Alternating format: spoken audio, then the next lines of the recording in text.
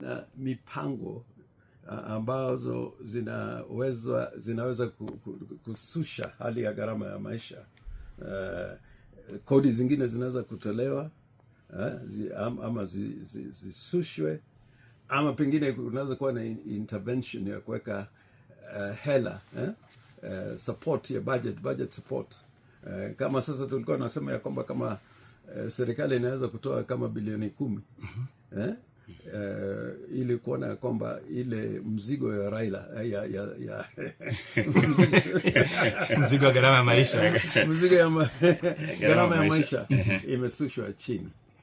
Hiyo inawezekana kwa sababu unaona kama sasa rais wetu anaenda nchi ya Azerbaijan kule Baku na anatumia private jet. Kwa hiyo safari moja peke yake ametumia karibu 100 million shillings. Hizo pesa kama ilikuwa imetumiwa kusaidia wananchi kwa mambo ya bei ya mafuta, ingekuwa imefaa zaidi. Okay. Lakini sasa tuna president amekuwa kama Mugabe. Mugabe unajua kule kwake alikuwa anaitwa Vasco da Gama. Kwa sababu alikuwa yuko kwa safari kila wakati. Okay. Sasa Kenya pia tuna Vasco da Gama tu.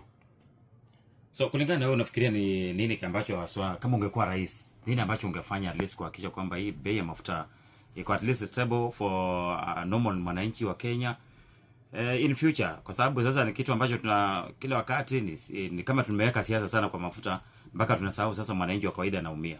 Unajua hata hii mpango ya G2G ingekuwa ni hatua ya kuwezesha bei ya mafuta iwe pale pale, kwa sababu ni serikali kwa serikali, bila wafanya biashara kupeleka bei juu na chini.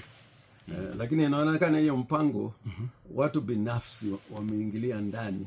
Ndio liona kama mafuta zingine zinaingia katika Kenya ambayo ni mafuta ambayo hazifai. Okay. Pia kuna kitu ambao kwa kizungu wanaita futures. Yaani unaangalia bei za mafuta ama kitu chochote ambao nchi inataka, unaiangalia kwa miaka 10 ama 20 na unasikizana na yule mteja ama yule jamaa ambaye anauza hiyo mafuta.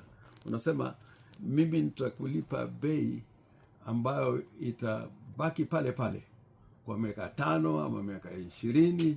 Kuna nchi ambazo zinafanya hivyo, na si muujiza kuona kwamba